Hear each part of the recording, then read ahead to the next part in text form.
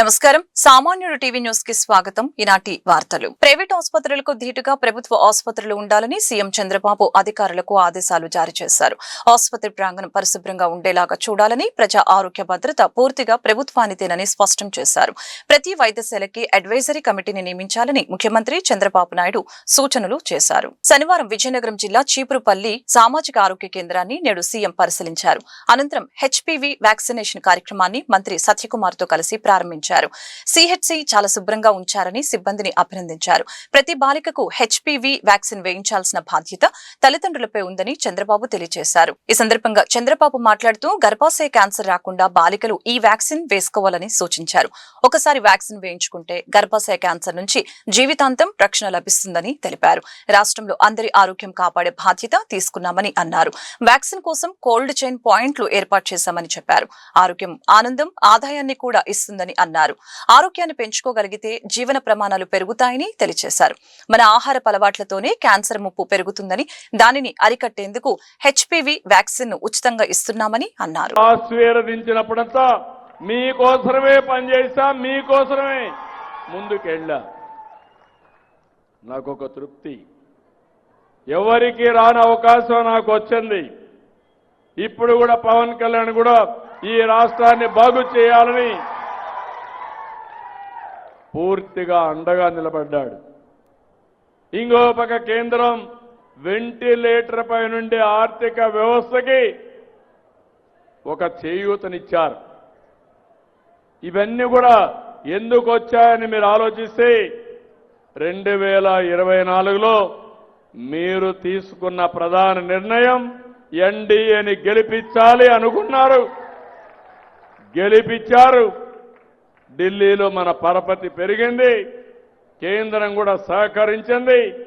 ఈరోజు సూపర్ 6, ఈరోజు మీరు ఒకసారి చూస్తే సూపర్ 6ని సూపర్ హిట్ చేశాం. నేను 4,000, 6,000, 10,000, 15,000 రూపాయలు పింఛన్లు ఇచ్చే ఏకైక రాష్ట్రం భారతదేశంలో ఆంధ్రప్రదేశ్ ఒకటే. 62,76,322 మందికి ఇస్తున్నాం. నెలవారీగా 2,726 కోట్ల రూపాయలు ఇస్తున్నాం.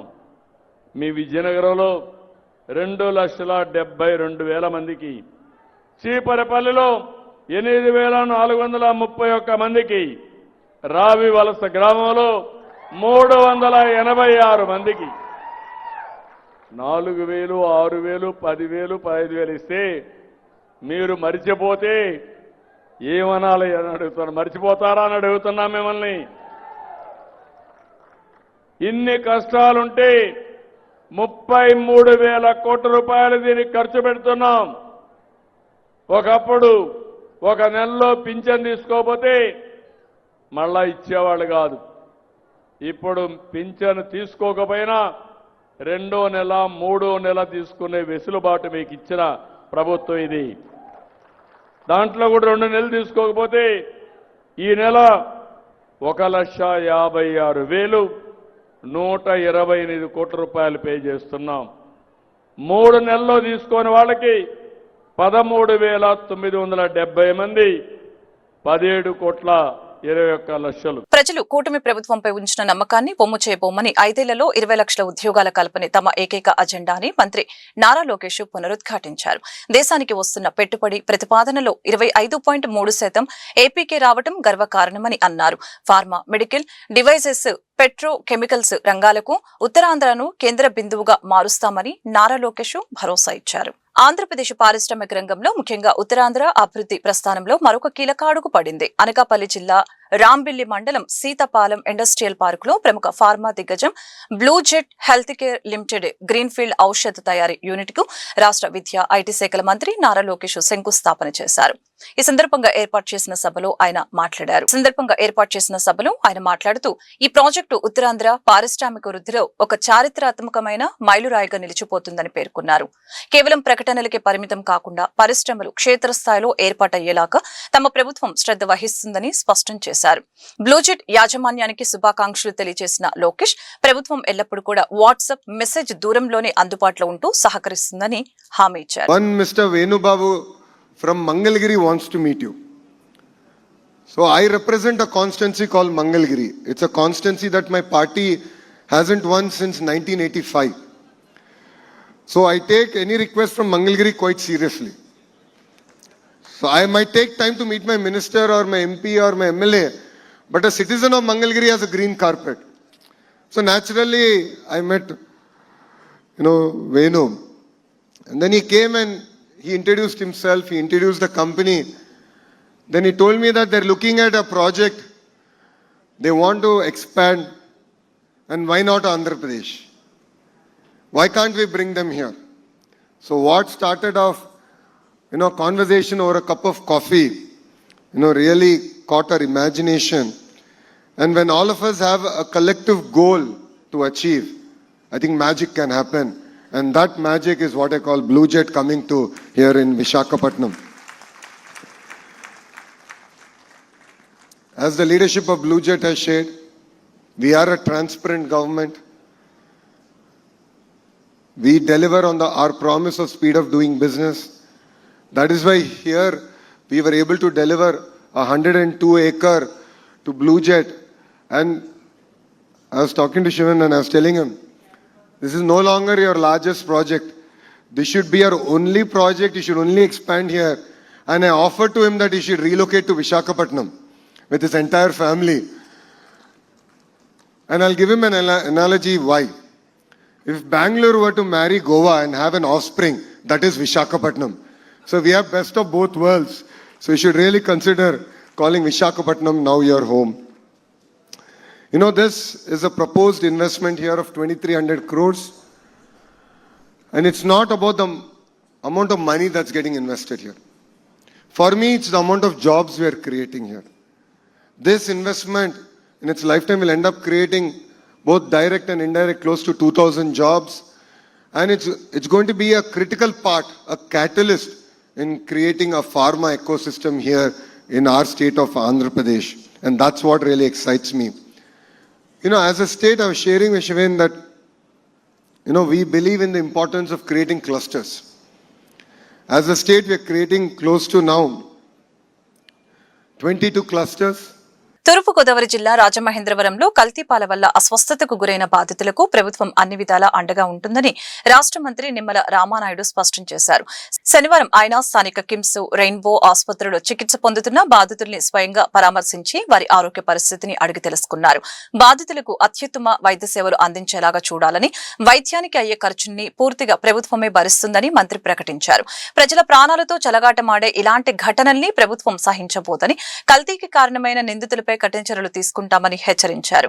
భవిష్యత్తులో ఇలాంటి సంఘటనలు పునరావృతం కాకుండా రాష్ట్ర వ్యాప్తంగా పాల నిల్వ, సరఫరా కేంద్రాల్లో ముమ్మర తనిఖీలు చేపట్టాలని అధికారుల్ని ఆదేశించారు. నిన్న ముఖ్యమంత్రి గారు కూడా రివ్యూ చేసి ఈ యొక్క పేషెంట్స్ ని ఇంకా బెటర్ ట్రీట్మెంట్ కావాలని అంటే ఇంకా ఫర్దర్ గా ఇంకా మీరు ఎక్కడికి తీసుకెళ్లాలన్నా సరే ఆ యొక్క కుటుంబ సభ్యులతోటి, డాక్టర్లతోటి మాట్లాడి చేయమని చెప్పారు. కాకపోతే వీళ్ళందరూ వెంటిలేటర్ మీద ఉన్నారు కాబట్టి మనం హైదరాబాదు లేదా ఇతరత్ర ప్రాంతానికి తరలించడం అనేది అంత శ్రేయస్కరం కాదు అని డాక్టర్స్ చెప్పడంతో ఆ హైదరాబాద్ లో ఉన్నటువంటి డాక్టర్స్ ని ఒక టీంనే చంద్రబాబు నాయుడు గారు ఇక్కడ రాజమండ్రి పంపించి వైద్యం అందించమని ఆయన ఇచ్చినటువంటి సూచనల ప్రకారమే ఈరోజు హైదరాబాద్ నుంచి వివిధ హాస్పిటల్స్ అంటే అపోలో, ఏఐజీ, కిమ్స్ వంటి హైదరాబాద్ ప్రముఖ హాస్పిటల్లో ఉండేటువంటి సీనియర్ కన్సల్టెంట్ కూడా ఒక టీమ్గా ఏర్పాటు చేసి ఆ టీంను కూడా ఈరోజు రాజమండ్రి చేరుకోబోతూ ఉన్నారు. మరి వారందరి యొక్క సూచనల ప్రకారం వాళ్ళు కూడా ఇక్కడ జరుగుతున్న ట్రీట్మెంట్ని ఇవన్నింటినీ కూడా రవిరాజు గారిని కూడా అదేవిధంగా ఇక్కడ ఉండేటువంటి డాక్టర్స్ అందరినీ కూడా కోఆర్డినేట్ చేసుకుని ఇంకా బెటర్గా ఏదైనా మనం ఎట్లా చేయాలి, ఫర్దర్గా వీళ్ళకి డయాలసిస్, దీంతో పాటు ఇంకా న్యూరాలజీ ప్రాబ్లమ్స్ ఏమైనా వచ్చినా వాటిని ఎట్లా మనం డీల్ చేయాలి, ఇన్నింటి మీద కూడా కోఆర్డినేట్ చేసుకుంటాం. అందుచేతనే ఈవేళ ముఖ్యమంత్రి గారు కూడా చాలా క్లియర్గా చెప్పారు, ఎంత ఖర్చు అయినా కూడా వెనకాడకుండా బెస్ట్ ట్రీట్మెంట్ ఇవ్వండి, ఎంత స్పెషలిస్టులు అవసరం వచ్చినా కూడా మీరు వాళ్ళని పిలిపించండి, లేని పక్షంలో మీ అవసరం అయితే నేను కూడా ఇన్వాల్వ్ అయ్యి నేను కూడా చేస్తాం. ఇప్పుడు కూడా మేము ఎవరైతే పేషెంట్స్ తాలూకు ఉన్నటువంటి బంధువులను కూడా మేము కూడా అడిగాం. మీకు కూడా ఇంకా ఏమైనా ఫర్దర్గా కావాలనంటే అన్ని రకాలుగా మేము సాయం అందిస్తామని చెప్తే వాళ్ళు కూడా జరుగుతున్నటువంటి ట్రీట్మెంట్ పట్ల ఆ కుటుంబ సభ్యులు కూడా సాటిస్ఫాక్షన్ వ్యక్తం చేశారు. ఖచ్చితంగా మరి ఏదైతే ఆ యొక్క పేషెంట్స్కి 100% కూడా బెటర్ ట్రీట్మెంట్, ఎంత ఖర్చుకైనా సరే వెనకాడకుండా ఆ టీం ద్వారా మరి వైద్యాన్ని అందించి వాళ్ళని కాపాడడానికి సాయశక్తుల ఈ యొక్క ప్రభుత్వం పనిచేస్తుందని మీ ద్వారా ఒక మానవత్వం ఉన్నటువంటి ప్రభుత్వంగా స్పందించి పనిచేస్తామని చెప్పేసి కూడా మీ ద్వారా తెలియజేసుకుంటూ, ప్రాథమికంగా మనం కూడా టెస్టులకు కూడా మనం పంపించడం జరిగింది. దీని యొక్క రిపోర్ట్స్ వచ్చిన తర్వాత కూడా చాలా సీరియస్గా ఏదైతే ఎఫ్ఎస్ఎల్ రిపోర్ట్స్ కూడా ఈరోజు రావచ్చు అని అనుకుంటూ ఉన్నాం. ఆ రిపోర్ట్స్ రక్త నమూనాల రిపోర్ట్ తెలుగు భాష మాధుర్యాన్ని, సంస్కృతి, సాంప్రదాయాలను ప్రపంచానికి చాటి చెప్పేలాగా 3వ ప్రపంచ తెలుగు మహాసభలు కోనసీమ జిల్లా కేంద్రమైన అమలాపురంలో నేడు అత్యంత వైభవంగా ప్రారంభమయ్యాయి. స్థానిక కిమ్స్ వైద్య కళాశాల ప్రాంగణంలో ఏర్పాటు చేసిన నందమూరి తారక రామారావు ప్రాంగణం తెలుగు భాషాభిమానులు, పండితులు మరియు కళాకారులతో కిక్కిరిసిపోయింది. ఆంధ్రప్రదేశ్ శాసనసభ స్పీకర్ చింతకాయల అయ్యన్న పాత్రుడు జ్యోతి ప్రజ్వలన చేసి మహాసభలను అధికారికంగా ప్రారంభించారు. ఈ వేడుకకు ఒడిశా గవర్నర్ కంబంపాటి హరిబాబు, కేంద్ర మంత్రులు కె రామ్మోహన్ నాయుడు, శ్రీనివాస వర్మ ముఖ్య అతిథులుగా హాజరయ్యారు. ముఖ్య ఆధ్యాత్మిక ప్రవచనకర్త బ్రహ్మశ్రీ చాగంటి కోటేశ్వరరావు, గరికపాటి నరసింహారావు, ప్రముఖ సినీ నటుడు, రచయిత తనికెళ్ల భరణి తమ ప్రసంగాలతో సభికులను ఉత్తేజపరిచారు. మాతృభాషను కాపాడుకోవాల్సిన బాధ్యత ప్రతి తెలుగువాడిపై ఉందని, ముఖ్యంగా యువతకు తెలుగు భాష గొప్పతనాన్ని తెలియచేయటమే ఈ మహాసభల ప్రధాన ఉద్దేశమని నిర్వాహకులు తెలిపారు. నేను ఈ మధ్యకాలంలో చాలా దేశాలు వెళ్ళాను. ఎక్కడికి వెళ్ళినా మన తెలుగు వాళ్ళు ఉన్నారు. ఎక్కడికి వెళ్ళినా వాళ్ళు మాకు చెప్పేది ఏంటంటే తెలుగుదనం గురించి, తెలుగు భాష గురించి మాట్లాడుతూ ఉంటారు విదేశాల్లో ఉన్నవాళ్ళు. కానీ మన దౌర్భాగ్యం ఏంటంటే మన రాష్ట్రంలో మనం మాట్లాడలేదు. అది మన దౌర్భాగ్యం. ఇలా అమ్మ కడుపులోంచి పుట్టిన వెంటనే అమ్మ అని ఏడుస్తారు. ఇంగ్లీష్లో ఏడరు, తెలుగులోనే ఏడుస్తారు. పుట్టిన దగ్గర నుంచి పెరిగే వరకు తెలుగులోనే మాట్లాడుకుంటాం మనం. కానీ ఈవేళ దౌర్భాగ్యం ఏంటంటే తెలుగు మాట్లాడలేదు, ఇంగ్లీష్ అండి. స్టైల్ పెరిగిపోయింది. నేను ఒక కాలేజీ ఫంక్షన్ పిలిచాను నన్ను యాజ్ ఎ స్పీకర్గా. వెళ్తే అక్కడ కుర్రవాళ్ళు అనుకుంటారు హాయ్ బ్రో అంటున్నాడు. హాయ్ బ్రో అట. మనం ఏమంటే నమస్కారం అండి బాగున్నారా అంటే, అలా లేదు హాయ్ బ్రో. ఇదేం పడకనివ్వండి, నమస్కారం బాగున్నారా అంటే అది పోలేదు హాయ్ బ్రో. ఇంకోటి వచ్చిందమ్మా, మీ లేడీస్ వినాలి, హాయ్ సిస్సు అంటాడు. ఎవడంటే హాయ్ సిస్సు అట. ఏడు సిస్సు ఏంటంటే సిస్టర్ అట. సిస్టర్ చెల్లమ్మ అక్క అని పిల్లలు హాయ్ సిస్సు ఏంటండి బాగా. ఇవన్నీ కూడా ఆలోచన చేయవలసిన అవసరం ఉంది. దీనికి ఎవరు కారణం అంటే ఎవరిని దూషించలేము. పాలకులతో పోవట తప్ప, అధ్యాపకులు తప్ప, మన తల్లిదండ్రులు తప్ప అని మనమే విమర్శించుకునే పరిస్థితి వచ్చింది. నా ఉద్దేశంలో అయితే అందరిది తప్పే. పాలకులేమో తెలుగుదనాన్ని పెంచడం కోసం ప్రయత్నం చేయట్లే. తల్లిదండ్రులు ఏమనుకుంటారంటే మన వాళ్ళకి ఇంగ్లీష్ రావాలా, ఇంగ్లీష్ వస్తే అమెరికాలో ఉద్యోగం వస్తుందని చెప్పి వీలు వాస్తున్నారు. ఓకే మంచిదే, ఇంగ్లీష్ కూడా అవసరమే విదేశాలు వెళ్ళి ఉద్యోగాలు చేసుకోవాలంటే. కానీ మనం తెలుగు మాట్లాడే పరిస్థితి లేనప్పుడు తప్పు కదండి. ఆంధ్ర రాష్ట్రంలో ఎక్కడ వద్దు, ఆంధ్ర రాష్ట్రంలో 1వ తరగతి నుంచి కనీసం ఇంటర్మీడియట్ వరకు ప్రతి స్కూల్లో ఇంగ్లీష్ మీడియంలో ఎక్కడైనా సరే తెలుగు పాఠ్యం తీరవలసిందే. తర్వాత నీ ఇష్టం. ఆఫ్టర్ ఇంటర్మీడియట్ తర్వాత ఇంగ్లీష్ మాట్లాడితే నేర్చుకుంటే హిందీ నేర్చుకుంటే మీ ఇష్టం. నేర్చుకొని చిన్నప్పటి నుంచి నేర్చుకొని తెలుగు మాత్రం నేర్చుకోవాలని చెప్పి ఒక నిర్ణయం తీసుకోవడం జరిగింది. రేపు అసెంబ్లీలో పెట్టి దాని తీర్మానం కూడా చేయాలని చెప్పి కూడా మేము నిర్ణయం తీసుకోవడం జరిగిందని చెప్పి ఈ సందర్భంలో మనం చేస్తాం. దానికి మీరు అందరి తాలూకు ఆశీర్వాదం. గుంటూరు ఈస్ట్ నియోజకవర్గంలో 2 కోట్ల రూపాయల అభివృద్ధి పనులకు ఎమ్మెల్యే మహమ్మద్ నజీర్ శంకుస్థాపన చేశారు. తూర్పు నియోజకవర్గంలోని 3వ డివిజన్ పరిధిలో గల బాలాజీనగర్ 0 లైన్ ప్రాంతంలో వర్షాలు కురిసినప్పుడు డ్రైనేజీలు నిండి ప్రజలకు ఇబ్బందికరంగా ఉందని, స్థానిక ప్రజలు కోరిన మేరకు ఈ సీసీ డ్రైన్ ను నిర్మిస్తున్నట్లు తెలియజేశారు. అభివృద్ధి పదంలో తూర్పు నియోజకవర్గం ముందంజలో ఉందని ఎమ్మెల్యే సంతోషం వ్యక్తం చేశారు. నమస్కారం. గుంటూరు నగర అభివృద్ధిలో భాగంగా ఈరోజు ముఖ్యంగా ప్రధాన డ్రైన్లకు ఉన్నటువంటి మొండిగేటు దగ్గర నుండి బాలాజీ నగర్ వరకు 16వ ఆర్థిక సంఘం నిధులతో ఈరోజు దాదాపు 2 కోట్ల రూపాయలతో 808 మీటర్లకు సంబంధించినటువంటి డ్రైన్ నిర్మాణ కార్యక్రమాన్ని చేపడతా ఉన్నాం. ఎందుకంటే నగరంలో ఏమూల నుంచి వచ్చినటువంటి వర్షపు నీరు కూడా ముఖ్యంగా ప్రవహించేటువంటి ఏకైక మార్గం పాతగుంటలో ఉన్నటువంటి ఈ డ్రైను. దీన్ని పూర్తిగా గత చాలా సంవత్సరాలైంది పూర్తిగా శిథిలావస్థకు ఉన్నటువంటి ఈ డ్రైన్ని వచ్చినటువంటి 16వ ఫైనాన్స్ కమిషన్ సంబంధించినటువంటి నిధులతో దాదాపు ఈరోజు 2 కోట్ల రూపాయలతో ఈ అభివృద్ధి కార్యక్రమాలను ఈరోజు చేయడంతో పాటు ముఖ్యంగా విజయవాడ రోడ్లోని వాసవి నగర్ దగ్గర నుండి కిమ్స్ శిఖర హాస్పిటల్ వరకు కూడా ఈరోజు అదేవిధంగా 265 మీటర్లకు సంబంధించినటువంటి డ్రైన్ని నిర్మించేటువంటి కార్యక్రమం. నగరంలో నలువైపులా కూడా అవసరమైనటువంటి ప్రధాన డ్రైన్లు నిర్మించుకొని ఏదైతే రాబోయేటువంటి వర్షాకాలంలో ఎక్కడ కూడా ప్రజలకు ఇబ్బంది లేకుండా మౌలిక వసతుల అభివృద్ధి కార్యక్రమాలని ధ్యేయంగా పెట్టుకుని ఈరోజు అభివృద్ధి కార్యక్రమాల్ని విరివిరిగా చేయడం జరుగుతూ ఉంది. అంతేకాకుండా ఈరోజు నందివెలుగు రోడ్కు సంబంధించి ఒక పక్కన ఈ కూటమి ప్రభుత్వం ఏర్పడ్డ తర్వాత గత 5 సంవత్సరాల్లో పట్టించుకున్నటువంటి ఆర్ఓబి బ్రిడ్జ్ని పూర్తిగా నిర్మించేటువంటి కార్యక్రమంతో పాటు ముఖ్యంగా వినోబా నగర్ దగ్గర ఉన్నటువంటి ఏదైతే వినోబా నగర్ దగ్గర ఉన్నటువంటి బ్రిడ్జ్ ఉందో ఆ బ్రిడ్జ్ని కూడా 2,85,00,000 రూపాయలతో వచ్చే నెలలో శంకుస్థాపన చేయడానికి ఈరోజు ఫైనాన్స్ మినిస్టర్ గారు కూడా క్లియరెన్స్ ఇవ్వడం జరిగింది. ఆ కార్యక్రమం కూడా పూర్తిగా ప్రారంభిస్తాం. 60,000 మంది నివసించేటువంటి పాత గుంటూరు ప్రాంతంలో గత 15 సంవత్సరాల నుంచి జరగనటువంటి అభివృద్ధి కార్యక్రమాలు ఈ 2 సంవత్సరాల్లోనే నేను శాసనసభ్యుడిగా గెలిపిన తర్వాత కూటమి నాయకత్వంలో ఈరోజు ఈ కార్యక్రమాలన్నీ కూడా పూర్తి స్థాయిలో చేపట్టడం జరుగుతూ ఉంది. అంతేకాకుండా రాజీవ్ గృహకల్పకు సంబంధించి ముఖ్యంగా అంగన్వాడీ సెంటర్ లేకపోవడంతో తిరిగి ఈరోజు అక్కడ కూడా అంగన్వాడీ సెంటర్ని నిర్మించేటువంటి కార్యక్రమం, ఒక సబ్స్టేషన్ని కూడా ఈ ప్రాంతంలో నిర్మించేటువంటి ఆలోచనతో ముందుకు సాగుతూ ఉన్నాం. ప్రతి ఒక్క అంశంలో కూడా కూటమి ప్రభుత్వం ప్రజల కోసం అవసరమైనటువంటి మౌలిక వసతులు అభివృద్ధి చేసేటువంటి ఆలోచనతో ఈ ప్రభుత్వం ముందుకు సాగుతూ ఉంది. ప్రజలు కూడా తప్పకుండా ఎప్పుడు కూడా ప్రజాక్షేత్రంలో ఉంటాం. వారికి ఎవరికి ఎటువంటి ఇబ్బంది వచ్చినా కూడా మా ఫోన్ నంబర్లకి కాంటాక్ట్ చేస్తే వారి సమస్యల పట్ల పూర్తి సానుకూలంగా స్పందించి ప్రభుత్వ అధికారులు అలాగే రాష్ట్ర వ్యాప్తంగా నిర్వహిస్తున్న పెన్షన్ పంపిణీ కార్యక్రమంలో భాగంగా నేడు గుంటూరు ఈస్ట్ నియోజకవర్గంలోని పాత గుంటూరులో పెన్షన్ పంపిణీ కార్యక్రమంలో గుంటూరు ఈస్ట్ ఎమ్మెల్యే మహమ్మద్ నజీర్ పాల్గొని స్వయంగా ఎమ్మెల్యే లబ్దిదారులకు పెన్షన్ అందజేశారు. వృద్ధులకు, వికలాంగులకు, విడోలకు నేడు ఒకరోజు ముందుగానే లబ్దిదారులకు పెన్షన్ అందజేయడం జరిగిందని ఎమ్మెల్యే తెలిపారు. గత వైసీపీ ప్రభుత్వంలో అనేక సాకులు చూపించి అర్హులైన వారికి పెన్షన్ అందకుండా చేశారని ఎమ్మెల్యే మండిపడ్డారు. అర్హులైన ప్రతి ఒక్కరికి పెన్షన్ అందజేస్తున్నామని ఎమ్మెల్యే తెలిపారు. రాష్ట్రంలో అభివృద్ధి, సంక్షేమం పరుగులు పెడుతుందని ఎమ్మెల్యే తెలిపారు. ఆంధ్ర రాష్ట్ర ప్రభుత్వం రాష్ట్రంలో ఉన్నటువంటి పేద వర్గాలకు, వితంతువులకు, వికలాంగులకు పెన్షన్ల పండుగ ఈసారి ఇస్తా ఉన్నాం. ఎందుకంటే 1వ తారీఖు ఆదివారం వచ్చింది, సెలవు కాబట్టి ఇప్పుడు 10 గంటల లోపల దాదాపు 90% మందికి పెన్షన్లు అందించేటువంటి కార్యక్రమం.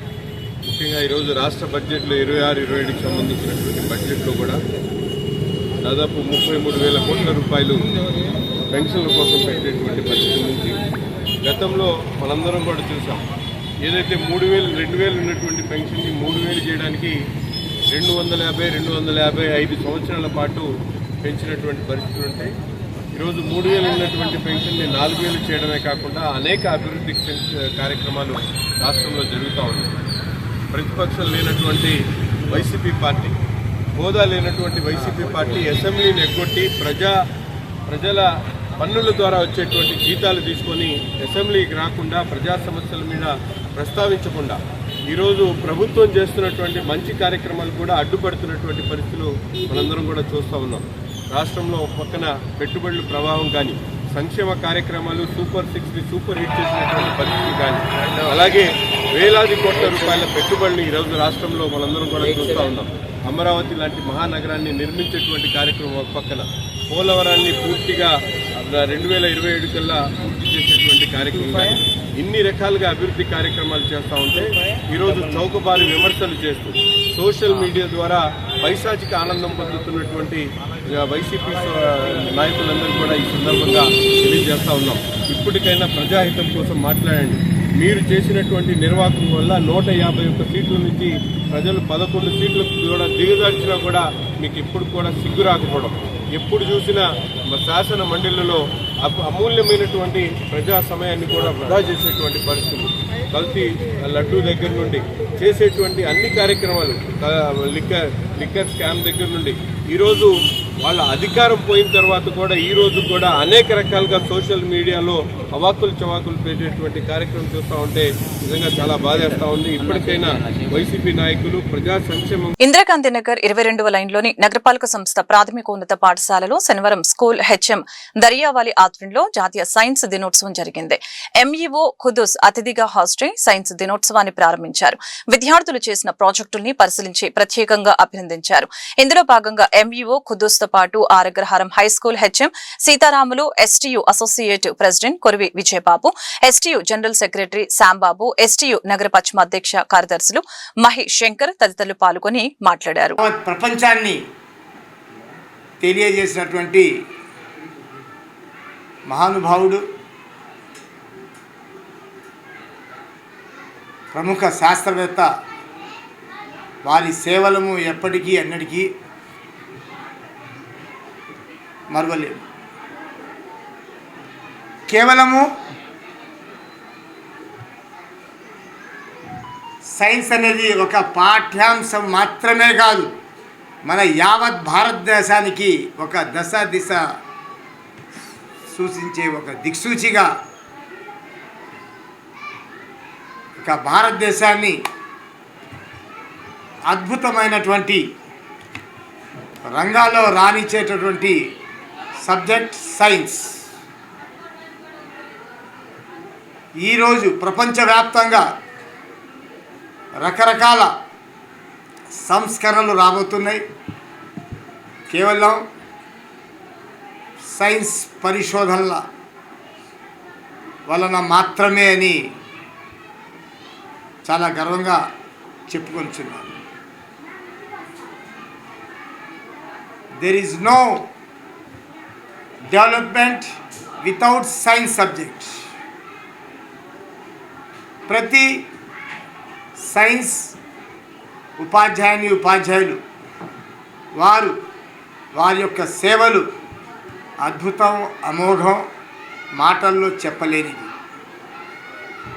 ఇప్పుడే ఈ పాఠశాలకి సందర్శించడం జరిగింది. ఎక్కడ చూసినా సరే చాలా అద్భుతమైన, మాటల్లో చెప్పలేనంతగా వాళ్ళ చిట్టిపొట్టి పిల్లలు వాళ్ళ మేధస్సుకు పదును పెట్టి వారు తయారు చేసినటువంటి ఐటమ్స్ చూస్తుంటే చాలా అద్భుతం, అమోఘం. ఒక చిన్న ఎగ్జాంపుల్ ఇప్పుడే చూశాను నేను. మాలిక్యూల్స్ ఎలా ఉంటాయి, గాల్లో ఉంటాయని చెప్పేసి చెప్పుకుంటాం. గాల్లో ఉంటే గాల్లో తిరుగుతూ ఉంటాయని చెప్పేసి, కానీ గాల్లో ఏ దిశలో తిరుగుతాయి, ఎలా ఉంటాయి అనేది స్పష్టంగా చక్కగా పిల్లలకు అర్థమయ్యేటట్టు ఆ ఉపాధ్యాయుల ద్వారా ఏదైతే అడ్డం పెట్టారో అది చాలా అద్భుతంగా ఉంది.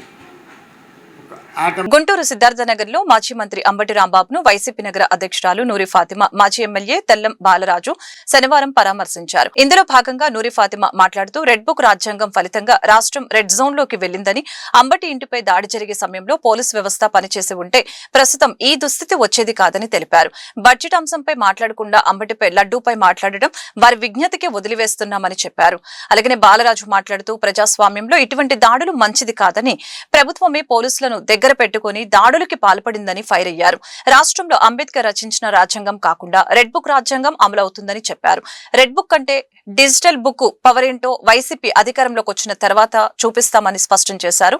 చివరిగా అంబటి మాట్లాడారు. వైఎస్ఆర్సీపీ పార్టీ నాయకులు, కార్యకర్తలు ప్రతి ఒక్కళ్ళం కూడా అంబటి రాంబాబు గారికి మద్దతుగా ఎప్పుడూ కూడా పార్టీ గొంతు ఎత్తుతున్న అంబటి రాంబాబు గారిని ఏ విధంగా ఇబ్బంది పెట్టారో, ఏ విధంగా ఆయన్ని జైల్లోకి వేశారో మీరందరూ రాష్ట్రం మొత్తం కూడా చూస్తూ ఉన్నారు. ఈ కూటమి ప్రభుత్వం ఏ మాటకి రెడ్ బుక్ అని పెట్టిందో తెలియదు, కానీ రెడ్ బుక్ రాజ్యాంగం వల్ల ఆంధ్రప్రదేశ్ ఒక రెడ్ జోన్లో ఉంది. ఎక్కడా కూడా లా అండ్ ఆర్డర్ దాని చేసుకొని వెళ్ళట్లేదు. ఆ రోజు 31వ తారీఖున ఇన్సిడెంట్ జరిగినప్పుడు కూడా ఆ రోజు లా అండ్ ఆర్డర్ తన పని తను చేసుకొని ఉంటే ఈరోజు ఈ పరిస్థితి వచ్చేది కాదు. మరి ఈ కూటమి ప్రభుత్వం ఎందుకు లా అండ్ ఆర్డర్ని పప్పెట్స్గా మార్చుతుందో తెలియదు.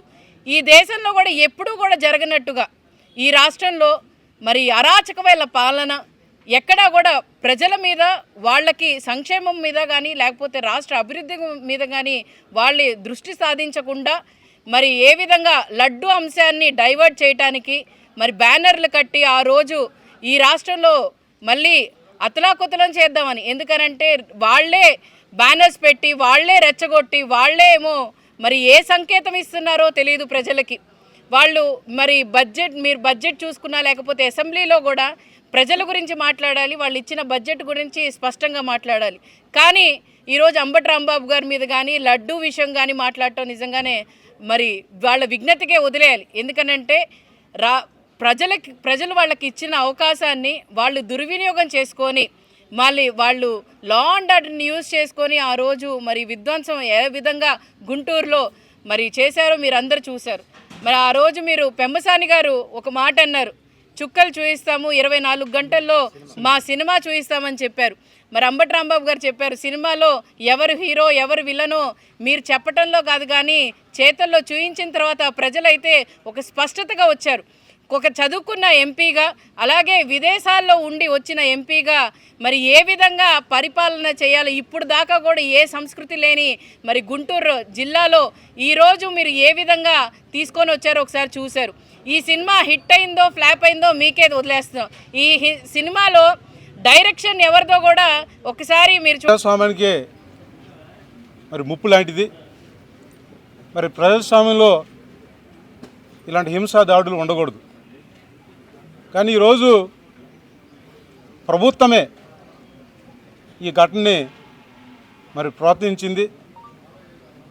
ప్రభుత్వమే దగ్గరుండి పోలీసు ద్వారా సమక్షంలోనే మరి ఈ సంఘటన జరగడం అనేది మరి దుర్మార్గం కూడా. మరి అంబటి గారి ఇల్లు కార్యాలయం మరి ఏ విధంగా ధ్వంసం చేసేవారో రాష్ట్ర ప్రజలందరూ కూడా చూశారు. ఇంట్లో మహిళలున్నా కూడా లెక్క చేయకుండా మానవత లేకుండా చొరబాడి విధ్వంసం కూడా సృష్టించారు. ఇలాంటి భయానకమైన పరిస్థితులు ఈ రాష్ట్రంలో ఉంది. ఈ రాష్ట్రంలో అంబేద్కర్ రచించిన రాజ్యాంగం ఇక్కడ అమలవడం లేదు. రెడ్ బుక్ రాజ్యాంగం ఈరోజు నడుస్తుంది. ఒక జంగిల్ రాజ్యం పాలన ఈరోజు కొనసాగుతుంది. ఈరోజు అంబటి గారి మీదే కాదు, మరి జోగి రమేష్ గారు, అదేవిధంగా విడుదల రజనీ గారు, బొల్లా రాయుడు గారి మీద కూడా దాడులు జరిగినాయి. ఈరోజు రాష్ట్రంలో ఇలాంటి భయంకరమైన పరిస్థితులు ఈరోజు ఉన్నాయి. దీనికి చంద్రబాబు నాయుడు బాధ్యత వహించాలి. ఈరోజు మరి అంబటి రాంబాబు గారి ఎపిసోడ్లో చూస్తే ఈరోజు విలన్లు ఎవరో హీరో ఎవరో ఈరోజు తెలిసిపోతుంది. ఈరోజు విలన్లుగా చంద్రబాబు నాయుడు, లోకేష్, పవన్ కళ్యాణ్ ఈరోజు విలన్గా మిగిలిపోతారు.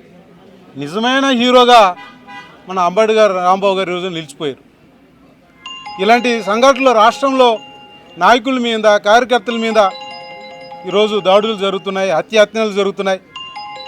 ఇంకా ఎల్లకాలం ఈ ప్రభుత్వమే ఉంటుందని ఈరోజు చంద్రబాబు నాయుడు గారు భావిస్తున్నారు. ఈరోజు రెడ్ బుక్ రాజ్యాంగం కంటే మా డిజిటల్ బుక్ ఎంత పవరో రేపొద్దున మా వైసీపీ ప్రభుత్వం వచ్చినప్పుడు మేము ఈ వార్తలు ఇంతటితో సమాప్తం. మరొక బులెటిన్లో మళ్ళీ కలుద్దాం. నమస్కారం.